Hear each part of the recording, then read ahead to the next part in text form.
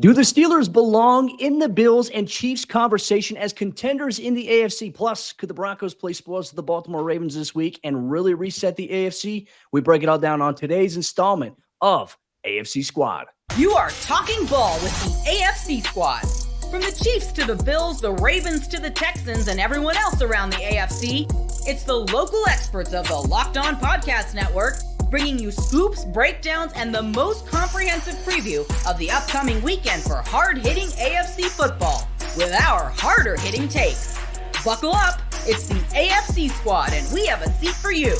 No hurt feelings allowed. Squad up. You're part of the AFC Squad. Welcome in, everyone, to another installment of AFC Squad. Sit back, grab your favorite beverage, and join us as we get you ready for another wild week across the AFC. Week 9 of the NFL season is here. Today's episode is brought to you by FanDuel. Place your first $5 bet. You'll get started with $200 in bonus bets guaranteed. Visit FanDuel.com to get started. We're joined today by an awesome cast of folks around the AFC. And folks, just a disclaimer, as always, if we don't talk about your team or if your host isn't on here, encourage them to come out of the show because, hey, we're all trying to break it all down, have a good time here. Obviously, let's welcome in Jeff Lloyd, host of the Locked On Browns podcast, Mike Debate, host of Locked On Patriots, Kevin Ostreicher, host of Locked On Ravens and also Locked On NFL, Chris Carter joining us this week, Locked On Steelers bringing it, the Renegade in the fourth quarter, and Chris Clark of Locked On Chiefs. We have, some of the top-heavy AFC teams here, some teams that have played spoils. Let's open things up, though, by going through a quick recap of everyone whose team played this week that is here.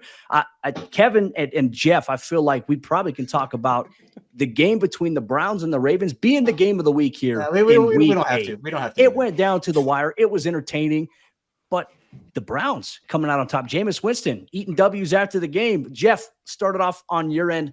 What happened there in that Browns game? Then we'll kick it to Kevin. Look, there was so much that went into that week. Look, 1-6, like, you know what 1-6 means, just to say that number. We can't lose again. Not that anybody really thinks they're probably going to go on a run that may save this, although the AFC is a little quirky so far this year. But when Kevin and I did the crossover, I'm like, look, this change needed to happen a month ago, and it only needed to happen to put Jameis Winston in to see if, hey, was it just the quarterback? And look, not everything was going well. Not much of anything was going well. But the offensive line was starting to get healthier, and I told Kevin, I said, look, this is the first time we know what the unit is on Wednesday. Normally, it's like Sunday morning when we know who the starting offensive line is. And Jameis was going to go out there and just throw the ball. That's what Jameis Winston does. Good, bad, and very similar to the guy that everybody got upset they didn't bring back in Joe Flacco. I'll continue to throw the ball. I will throw it. He's not going to make plays with his legs. He knows he's not. But they all collectively just played better. Defensively, look, they know Lamar. They know him well. They faced him 1,000 times, and they got into some situations where, they broke him or only got field goals. Also, to keep in mind, if Justin Tucker didn't miss the earlier field goal, it would have come down to another Justin Tucker field goal. They would have never had to go for the touchdown on that last drive. But look, they're feeling better about themselves. They're about to get out of an era that was comically bad. I don't even know what phrase to use for almost 3 seasons. They're going to be beyond that. And, they were kind of tipped their hand probably to do it, but you're already looking to the rest of this year and 2025 and what was one of the worst acquisitions in the history of professional sports will be behind them from here on out. Kevin, your thoughts on the Ravens? How do they respond? What's the mood after a game like that? Obviously a disappointing loss where we've talked about here on the show. One week the Ravens look like the best team in football. One week it's like, oh, how did they barely pull that one out? What's going on with the Ravens? They dropped the ball. Literally, they dropped the ball. If we can do a whole demonstration right here, guys, it's the Orioles theme ball for the Baltimore Orioles. You catch the ball. That's Kyle Hamilton almost had it. All you have to do. 3 to 5 dropped interceptions, 3 to 5 dropped passes. I got it 5. Yeah, just brutal all the way around. And look, I mean, credit to Cleveland for coming out and playing that game and doing it the way that Jeff and we talked about of like, okay, well, now you kind of have a little more structure and a little more, is this the belief type deal? But for the Ravens defensively, their secondary has been terrible all season. They were down 2 corners in Marlon Humphrey and Nate Wiggins. And the surprise to us all was that Marcus Williams, who had been playing very poorly this season, was not even a healthy scratch. He was active, but did not play a single snap. And for those who don't know, this is Baltimore's 5-year, $70 million man a couple of years ago. And after the game, John Harbaugh said that's an internal type situation. You keep it in-house, and you never want to hear that. I mean, you don't really know what's going on there. So now you have a situation in Baltimore. You're 5-3. You're the only team in the AFC above 500 with 3 AFC losses. And those obviously can come back to bite you in a big way in a couple of months when we're talking about playoff seeding and playoff just expectations. But at this point, the offense, and I'm sure we'll get to it, the Ravens acquired Deontay Johnson on Tuesday to bolster their wide receiver group, but they need more than that. I think in the vacuum, the Deontay Johnson move is great, but it's how do you bounce back from that? And Deontay Johnson's not rushing the passer. He's not lining up and covering Cortland Sutton against Denver on Sunday. You have to kind of find ways to get better as a team, but not on the offensive side of the ball for the Ravens. Defense, I think, where everybody in Baltimore is looking right now. Well, let's get over to Mike the big here. Go ahead. I was just going to ask him, do you think that they overlooked the Browns? It's possible. I mean, I think the thing with the Ravens, Chris, and this is all the way across the board for Baltimore, is, look, you put together a team of all pros in the regular season, the Ravens are whacked them by 40. You put us 6 out there, the Ravens are losing. Like that's kind of been the MO with the Ravens, is they will play quote unquote down to competition. I think, look, Baltimore's roster right now is in a better spot than Cleveland's, but Cleveland played with a lot of heart in that game, and Baltimore just didn't make the plays to win. So I think that overlook, it's possible, but I just think that in general they just didn't come to play. One thing Kevin and I talked about in the crossover was, I said the one advantage the Browns have is there's no tape on Jameis Winston being the full-time quarterback for the Cleveland Browns. And it certainly didn't help Kevin that 3 out of 4, whatever you're going to clarify, Marcus Williams, 3 out of 4 starters in your secondary didn't play. Some confidence there, but I chalked it up too as well. Like those AFC North showdowns, they're brutal. It's a bloodbath between all those teams there. Even if one team's got a great record, one doesn't. So we'll see how they bounce back. Well, let's kick it over here to Mike Debate, host of Locked On Patriots.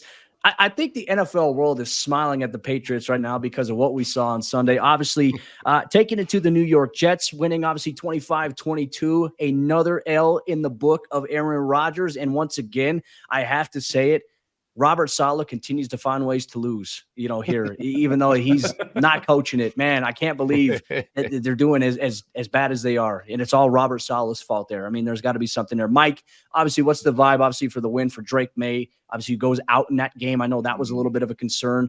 Is he going to be back this week, do you think? Obviously, concussion protocol is a little bit of a different animal, but how big was that win for the Jets? I mean, for the Patriots. That was huge for the Patriots. I mean, there's a lot of bad West Side Story going around right now in Foxborough. People saying when you're a Jet all the way. And yeah, look, the Jets shot themselves in, they really did. They didn't contribute to their own. They really contributed to their own demise, I guess is the best way for me to put it, Cody. 8 penalties, really poor game management, missing kicks.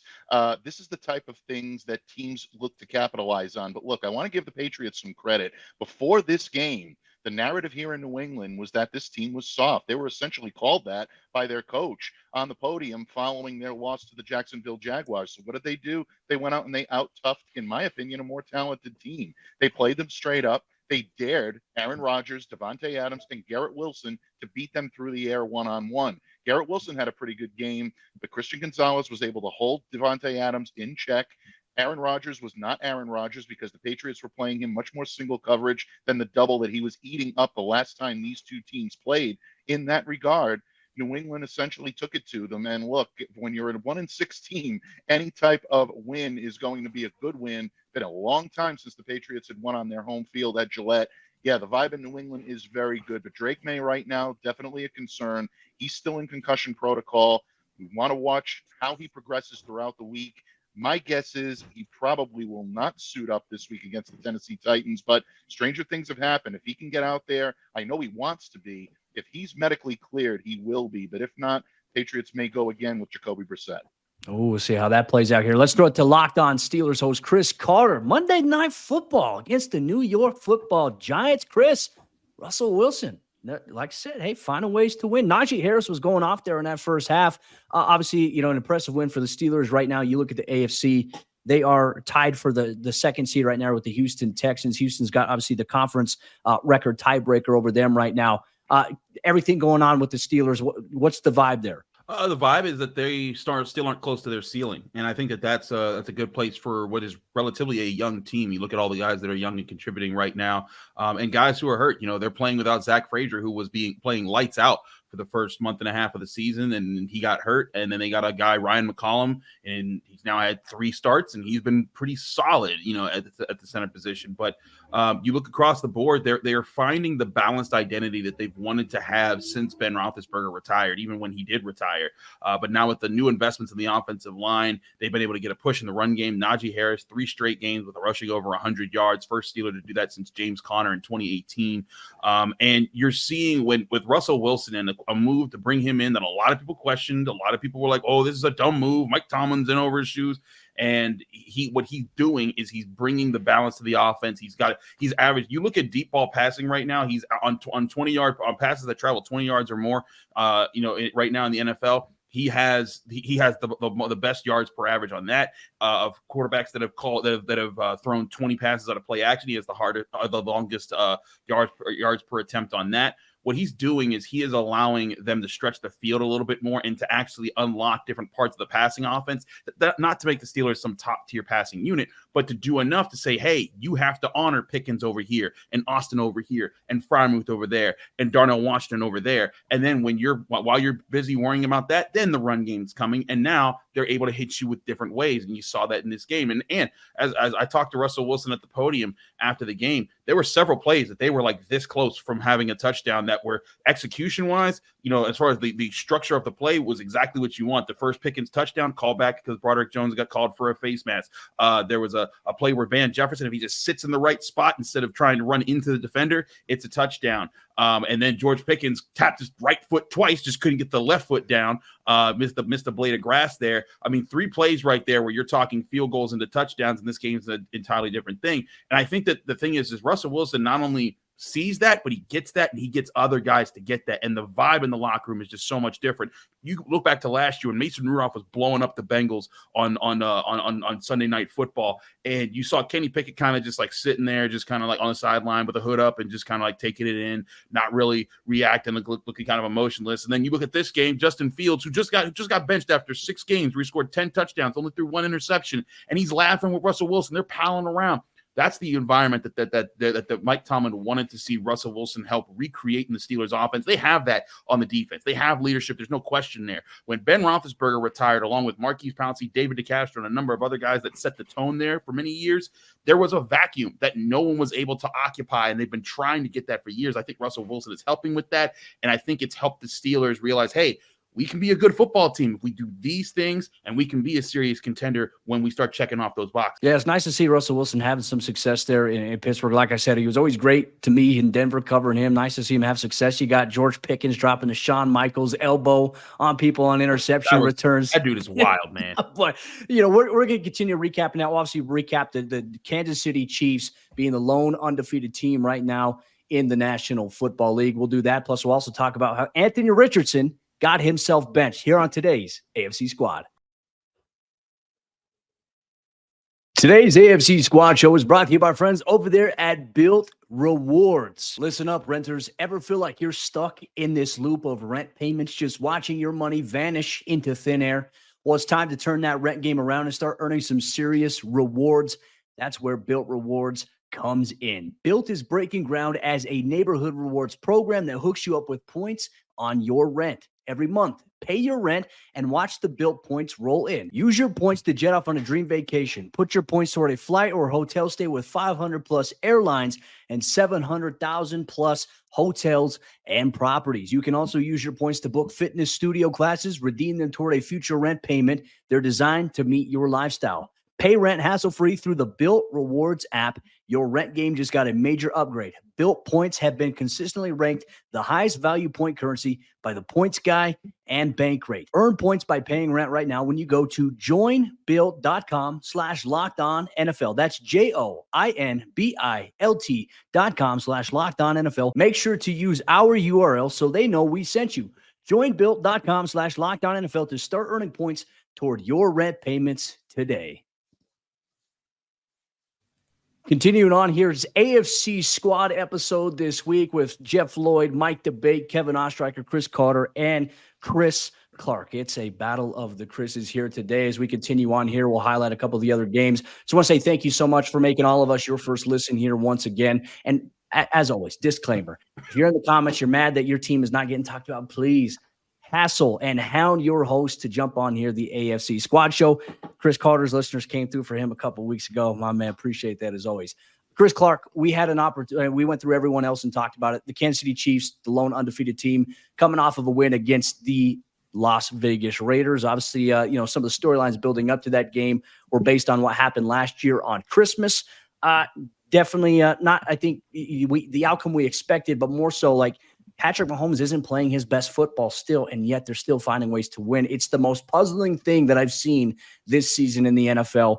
What went on in that game? Well, I think the big thing and the big story for the Chiefs is they make a move and they go get DeAndre Hopkins, and you bring him in, and he is there for all of 2 days of practice and gets 3 targets in the game, gets 2 catches, one set up a field goal, another one got a first down on the first third down of the game. I mean, he came in and showed why he is one of the best wide receivers that's played in the NFL for a very long time, and that's exactly what the Chiefs needed. I agree with you. Mahomes hasn't played great. He continues to struggle at times, but I also think that the talent around him needs to step up a little bit. And I think that you're going to see a little bit of a different offense with DeAndre Hopkins now in the offense, now in the fold, and hopefully Juju will be back. Maybe not this week, but I think next week. And that will give you another option, in receiving. Then you look at Hollywood Brown late in the season coming back. I think that's going to be a big thing. But watching Hopkins on the field get open in against man coverage is something that Kansas City hasn't had a lot of.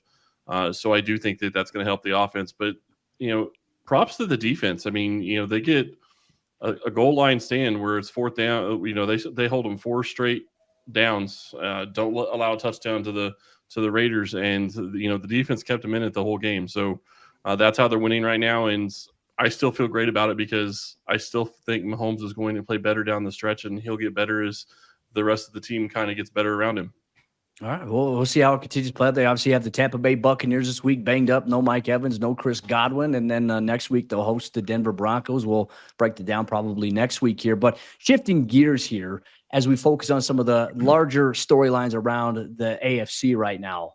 Obviously today, very interesting news came about. Anthony Richardson being benched in favor of Joe Flacco. Come to find out, it's just based on something that he admitted in a press conference that he absolutely shouldn't have admitted. He tapped out of the game there. Everyone's wondering, okay, hey, is he banged up? What's going on? He said, no, I was tired. I needed a break.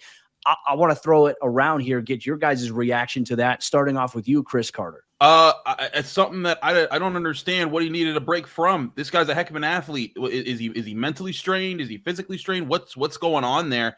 I think the one thing that Mike Tomlin says is I always want to have to say whoa, not sick him. Or no, and that's the whole thing is that if I have to come out here and try to say, hey, do you feel like being a dog today? Do you feel like going and whooping the snot out of whoever's right in front of you? If I have to coach that out of you, I don't want that. And I think that's what, in general, coaches don't want to have to deal with. And if this guy's questioning whether or not he should be in right now, something's wrong with his head. Now, he's a first-round quarterback. You want to give him time to figure it out.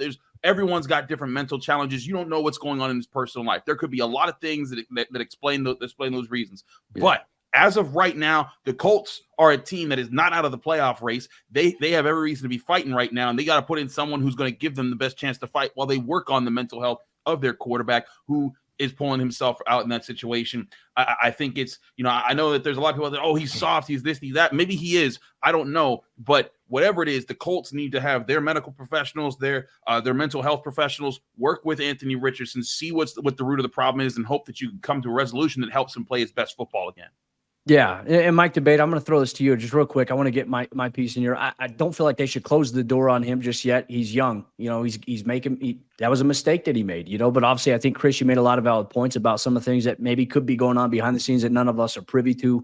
We obviously hope he's going to handle this okay and maybe bounce back here. But Mike Debate, your thoughts here on the Colts quarterback situation.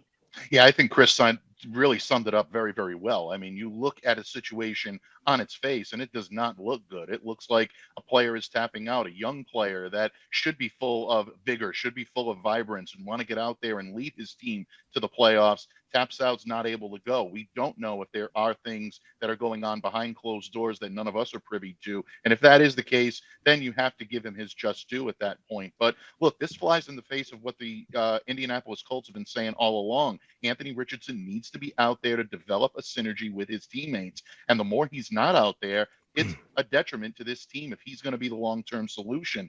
44.4% completion rate this season, 5th worst in a player's first 6 games of a season since 2000. You need to get this kid out there on the field and need to help him work through it. If it's not going to be a situation where it's a quick fix and he's going to need some time away from the field, by all means, give it to him. But they need a commitment from him that once he steps back on the field, he's ready to go. We'll go Jeff, we'll go Kevin, and then we'll go Chris Clark. Look, this probably isn't a situation that you just pointed Anthony Richardson. I mean, this is where we're at now. Quarterback play, and like Cody, you're going through right now. Bo Nix is, the darling. I mean, had the rookie month of October. But some guys, it just doesn't go that well. I mean, people were leaving Caleb Williams on the side of the road at the end of September. Like, you got to adapt to NFL lifestyle. And look, there's no rhyme or reason on who hits, who doesn't. And all the time that's put into this, I mean, look, it's great, and we all love covering the NFL draft. But at the end of the day, is the kid going to hit or not? And I don't think anybody truly knows. But Anthony Richardson, let's be honest, there was a very small amount of time playing college football. And what are we seeing now? Because of NIL. And I think like the top 3 or 4 quarterbacks we're already talking about in the 2025 class are all older than Anthony Richardson, who's now in his 2nd NFL season. So, you base these things and make major decisions. And, look, again, we don't know what the kid's personal situation is. But basically, the Indianapolis Colts took a kid who threw, 400 passes in college? 445? And basically said, you are hopefully the next decade of this franchise. So it's tough because, and look, Bryce Young's going, I mean, all of these kids, so much is put on you. And what do we all talk about? Oh, he needs to play. Oh, well, he needs to sit. And you could talk to 12 people and 6 of them will say he needs to sit. 6 of them will say he needs to play. But look, for the Colts, it's a really difficult situation. I'll be honest, the way the AFC is kind of looking, I'm not sure it's going to matter either way who the quarterback is for the Colts. You're probably only going to get one team out of the South, probably. But, look, you don't like to see this for any young athlete, and you always worry about how much is put on a kid's plate too fast. Look, we all know he is an exceptional talent, athlete.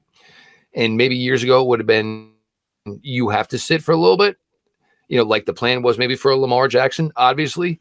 But when you make a decision at 10, I think it was overall in the draft, he's got to play. He's got to play right away. And, if it flames out, it flames out. Coaches' jobs are even shorter than quarterbacks' jobs. It's crazy the way it is with the quarterback position right now in the league because there's not enough good quarterbacks and people are basically bailing and running way too quickly. Yeah, I agree. Jeff hit the nail right on the head. It's exactly where I was going. It's the state of young quarterbacks in today's game where, however far you want to go back, it was guys would sit behind guys. Draft picks would sit behind young players or older players unless, they were this top pick and then you play right away. But now we're seeing, 2nd round picks start and then get thrown away. I mean, Drew Lock was someone that obviously has moved on to what, Cody? He's on his 3rd team now with the Giants after going to Seattle in that Russ deal. I mean, it's difficult. Mac Jones, Mike, is now in Jacksonville after he got a shot with the Patriots, and the Patriots said, "All right, it's time to go. You're not the answer." And some of that's just right. Guys didn't work out, but the way that we have seen this develop for younger quarterbacks is they get a shot, and then if it works, great. If it doesn't, then they're benched, and all of a sudden there are questions about, is this really the guy? Should this guy get traded? I mean, Cody, it's one of the reasons why Zach Wilson is now in Denver is because the Jets were like, all right, well, we tried this out, really didn't work. Now get out of here. We don't want They might have been better with him this year. The timeline it shortens up. Would have been better. Yeah. Yeah. But the timeline shortens for these younger quarterbacks now. And for Anthony Richardson, who clearly needs development, as all young quarterbacks do coming out of college. It's not just an Anthony Richardson thing. It's definitely a learning experience for him because he's not the only one that's tired out there. All of his teammates are tired. Yeah. All of his teammates are putting their bodies on the line and making sacrifices. And Anthony Richardson, quarterback, is obviously the position that you look at to be a leader, to be the leader of the team in a lot of different cases. And him tapping out like that, and then, he's just, all right, well, I'm tired. Well, I mean, everybody else is too. And I think that he'll learn from this. but it's certainly a pretty bad look. That's a fantastic point, Kevin. That's exactly where I was going to go with it. Is a quarterback you cannot tap out. I mean, if you're injured, that's one thing. If you're tired, I'm sorry, you can't tap out. And it was the third down. That makes it even worse. He tapped out going into a third down. They ended up kicking a field goal, and they probably wouldn't have been able to get a first down anyway because it was like a 3rd and 20. Doesn't really matter. At the quarterback position, you were the field general of that offense. You were the leader of that team. You're supposed to be the leader of that team. You can't tap out in that situation. Injuries happen, and I get that, but being tired isn't an excuse for it. And you're right. You have other young quarterbacks. Desmond Ridder is now with the Raiders. He played a couple of snaps with the Raiders. Kenny Pickett's elsewhere as well. So it's a not-for-long league, and that's happening at the quarterback position as well right now. I think you could blame Patrick Mahomes a little bit for quarterback development and how guys should look. Patrick Mahomes, C.J. Strouds of the world have kind of amplified that. Yep. Organizations, if they're terribly run, don't have patience for a plan, for it. And look, I think you look at the Steelers, for example, they realize, hey, Kenny Pickett isn't it. They made a different plan. Is it going to be the long-term plan? We don't know, right? But it gives them time to evaluate their options in the next year, 2 years from now, depending on whatever window they have, especially with the defense that they've got. But there's other organizations. I think Carolina is a great example. I know that's NFC, but how terribly they are ran, which quarterback wants to go play for that ownership down there in Carolina? That's where we're at now. I was just going to say, when you start looking at NFL quarterbacks across the league, look at Daniel Jones in New York. They made the horrible decision of giving him a long-term extension, and you're stuck with that extension. He has to play. Yeah. Obviously, Deshaun Watson in Cleveland, he has to play because of that contract. I mean, there's lots of different guys that's happened with, but the young guys that start getting money that shouldn't be getting the money, you're going to be stuck with those guys for the next 2 or 3 years. The NFC guys. Right. Yeah. The NFC guys were just debating about whether or not Malik Willis is going to be the better quarterback option for the Packers here going forward. So, I mean, you never know.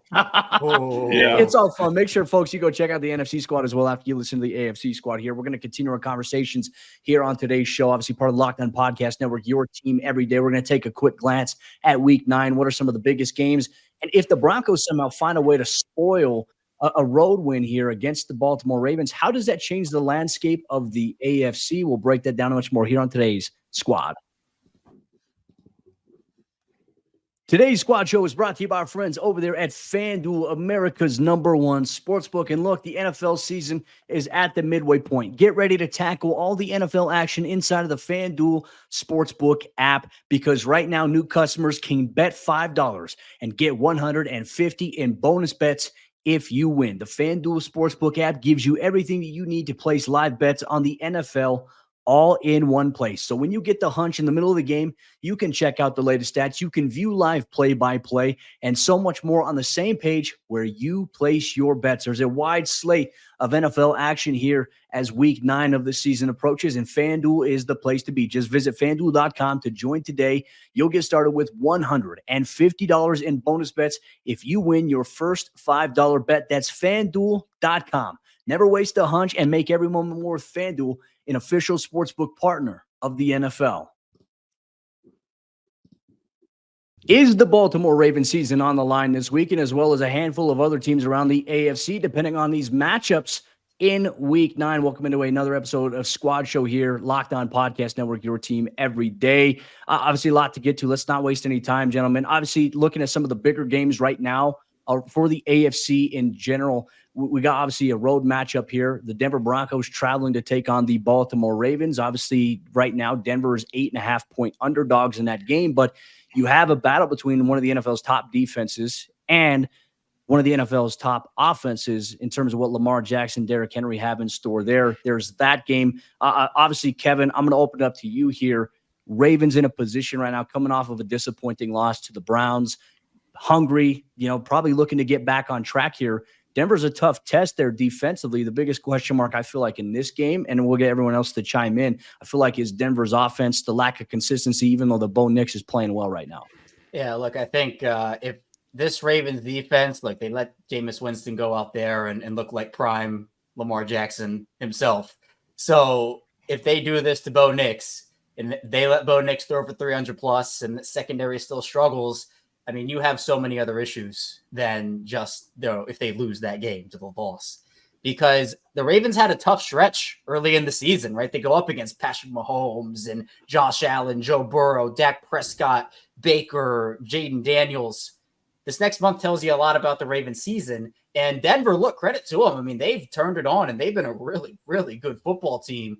And it's a game at home. And this defense just is looking for answers. And historically, under John Harbaugh, rookie quarterbacks, second-year guys, younger players struggle with the way that this Ravens defense operates because they throw so many exotic things at you, and that has carried over from coordinator to coordinator. But a lot of the issues this year, it's not everything, with Baltimore's defense has been Zach Orr, the new defensive coordinator, first-time play caller, no high school, college, pro experience, and that inexperience certainly shines through. So, I'm not going to go as far and say, if the Ravens lose this game, it, alters their season or their season is over. There still will be conference record is the tricky part. But that's the thing. What I'm going to say is if they have 4 AFC losses by the time week 9 is over, if they don't win the division and if they lose this game, Pittsburgh comes out of their bye as the biggest winner of week 9. I mean, I feel like at that point you might be in a tough spot. And if they're fighting for a wild card, look, conference record, if it comes down to it, you might be looking at a 6 or 7 seed, which is tough. But again, here in Baltimore, with the way the regular seasons have gone versus playoffs, Baltimore wants to get to the playoffs, but of course you got to actually get there first. Chris Carter, I mean, your team's on a bye. Thank you for joining us this week, even though that you don't have a game to cover this week. Your thoughts, obviously, on that situation as well, and then obviously we'll throw it to Mike Debate because the Miami Dolphins and the Buffalo Bills face off. That's an AFC showcase right there. Your thoughts on this one, real quick? No, I think that the Ravens are in a position. Listen, in the Pittsburgh Post-Gazette, we did our season previews. My 2 Super Bowl teams were the Ravens and the Lions. I thought those were going to be the 2 teams facing off in the Super Bowl this year. I had the Lions winning it all, but I have a lot of confidence in the Ravens team as they're constructed. And I think adding Deontay Johnson, for as many head cases he can give you sometimes, he's still a heck of a player, one of the best route runners in football. He's going to get open. Lamar Jackson's going to find ways to use him and make him dangerous. But like Kevin said, I'm worried about that defense and the lack of ability to take advantage of opportunities. Jameis Winston threw the ball to them several times. And I counted 5 times where they legitimately should have had an interception, including the one that Kyle Hamilton should have had to close out the game there.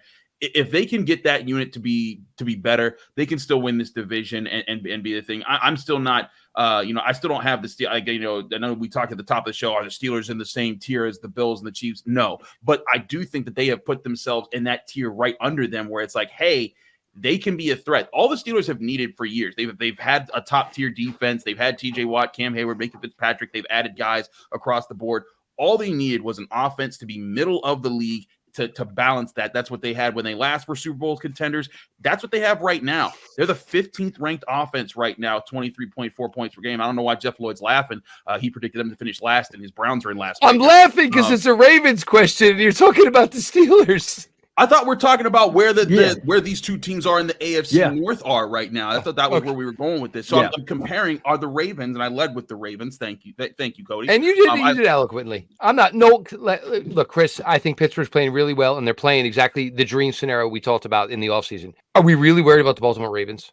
Are we really worried about Lamar Jackson? Yes. Oh, no, Kevin. A week ago, it was Lamar's about to win his 3rd MVP. That's true. Look, they'll figure it out. This team is 5-3. They have Lamar Jackson. Oh, they do. But if you can drop 30 plus, I agree. Week in and week out, they're still offensively, division, Jeff. And look, I'm just saying, for the North, they got to answer for if they're going to be there. Look, I'm not trying to be combative, but for the North, it's going to honestly probably come down to the 2. You guys playing each other. That's what it's going to come down to. I think you're in your own zone. Pittsburgh's obviously better defensively, not better offensively. Baltimore is really good offensively. They're still working on whatever this defense is. There's a whole lot of new moving parts with a new leader, and it doesn't go very well. You go simplified. You start playing your cover 2, your cover 3, keep people in front of you. Hopefully get to play 4 out of 4 starters in your secondary. But I mean, I don't know if we're ready to blow up the Baltimore Ravens because Jameis Winston beat 3 out of 4 backups for the Ravens secondary. But no, I think it's a little. We're pulling out the crash card a little early, in my But- opinion. Maybe CPR still gets done. Nobody's saying blow them up, Yeah. Jeff, but I think we are saying that, like, look, I had these guys cruising to win the AFC North, and right now they might be in a dogfight. And a dogfight with the Steelers, if there's one team in the NFL that the Ravens don't want to dogfight with, absolutely. 1-7. Absolutely. So, like, that's my whole point. And that's what I'll I say love about that. Pittsburgh in Baltimore, because, and Chris, I know you know this more than anybody here, you and I both. If there's one team Lamar has struggled with over the course of his career, it has been the Pittsburgh Steelers. And so, look, are we worried about the Ravens offense? Are we worried about Lamar Jackson? Are we worried about Derrick Henry? No, we're not worried about those guys. But defensively, they have too much talent to be this bad, and yet they are this bad. And that's the issue, where it's like a defense with Roquan, Marlin, Kyle Hamilton, etc. You would hope that, okay, you could string some stuff together. Run defense has been fine. Pass defense and pass rush have been pretty bad over the last month plus. Well, the biggest problem that the Ravens are going to face is they still have the Steelers to play twice, and they got the Bengals to play again. And that was, I mean, I know the Bengals aren't great this year, but they're better than their record, I think, would say they are right now. And they already lost to the Browns, and they have to play them again. So divisionally, you still have a tough division to go through. Yeah. They need a big win against Denver, and Cody, Denver's playing good football right now. So it's a tough easier situation said for than them to done. be in, because even like for Denver, the stakes are high. You know, they lost to the Steelers early on the season in week 2, and you look at conference record, they're 2-2 right now. Everyone else above them, the Bills have a 4-2 conference record, the Steelers 4-1, Texans 5-0 in the conference right now, and then Chiefs obviously 4-0 undefeated right now, and then Ravens there at 2-3, Chargers right behind them with the 2-2 conference record. The AFC is very chaotic right now, I feel like, but it also presents some opportunities, because you look at the Cincinnati Bengals where they're at 3-5, and this really is going to kind of segue the end point of our show here. Is this the final shot? Like this week against the Raiders, if they lose, is that the final shot for the Bengals season in terms of getting to the postseason? Joe Burrow is putting up tremendous numbers this year, but none of that seems to matter because they're not getting enough stops, and the defense is just kind of like a sieve. Everyone's running through it right now. Is this the last chance for the Cincinnati Bengals this week? If they lose it, is it over? I don't think there's any way they lose to the Raiders. I think the Raiders played one of their best games last week against the Chiefs, and I think that it's going to be a letdown week for the Raiders. That's personally the way I see it. But I also don't think the Bengals are going to rattle off 8 wins, which is basically what they would need to have a good chance to make a run. So, Mike, debate I want to ask you, because there's an AFC East game, obviously, between Buffalo and Miami. Buffalo right now looks like the clear-cut favorite. They've got a really good cushion in that division right now. Tua Tagovailoa returned last week. We highlighted that. They lose to the Cardinals on a last-second field goal. Even with the return of Tua, like this game here, if the Bills win this one, is it over on the Dolphins season as well, their playoff aspirations? Yeah, I think it actually may already be, believe it or not. I think that was a heartbreaking loss for the Dolphins last week. Look, there's a lot of talent in Miami right now, and if they can somehow figure it out and rattle off some wins, this is a team a couple of years ago that went on a pretty historic run and ended up making a pretty good playoff run. I'm not saying that they're identically constituted, but it has happened before in Miami. If they can do their job this week and really upset a team in Buffalo that everyone expects to roll in this game, then that could be a signal that maybe there's something there in Miami for them to build on, because they do have the talent to make things interesting. But Buffalo is playing at a much higher level right now on both sides of the ball. Josh Allen right now is continuing to have a good season. I think they're coming into their own a little bit more offensively. The addition of Amari Cooper is very good for someone like a Keon Coleman who needs that veteran presence. I think it's going to be a tough one for Miami, but if they lose, I mean, you're looking at right now Buffalo cakewalking now into that division title, because none of the other teams in the division are even close right now to sniffing them.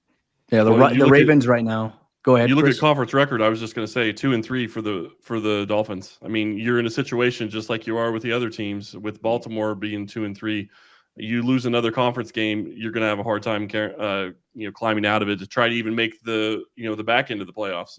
Yeah, division it's win is tough. not going to happen, but. Well, I think everyone right now, too, like if you're looking at the playoff picture, you're looking at the standings as it is today. I think if you're the Ravens, if you're the Broncos, you're hoping that the Browns take care of business this week against Justin Herbert and the Chargers. It's always tough to play in the dog pound, so that there could be some good credence to that. You look at some other games as well. I mean, Chris, your Chiefs, they host the Tampa Bay Buccaneers. Who knows what Tampa Bay team's going to show up, just even though that they're banged up. But then that's going to set up a matchup next week, AFC West showdown. Just so many different storylines right now across the entire AFC. Obviously, Mike, your Patriots will travel to take on the Tennessee Titans in one of those games there. We'll see if it's Jacoby Brissett or Drake May on the day, but hey, a lot at stake. And as always, every single week, we will be here on the AFC Squad Show on the Locked On Podcast Network, where it is your team every day. If you want your team to be talked about a little more representation, where, hey, if we say something about your team, make sure, encourage your host to jump on, because we like to expand the conversation here. We can get up to 10 people in this show. We're trying to make that happen here. But obviously, we're going to say some controversial things from time to time. We appreciate you taking time of your day. For Jeff Lloyd, Mike DeBate, Kevin Ostreicher, Chris Carter, and Chris Clark, I'm Cody Rourke. We'll see you next time for another Squad Show here on the AFC.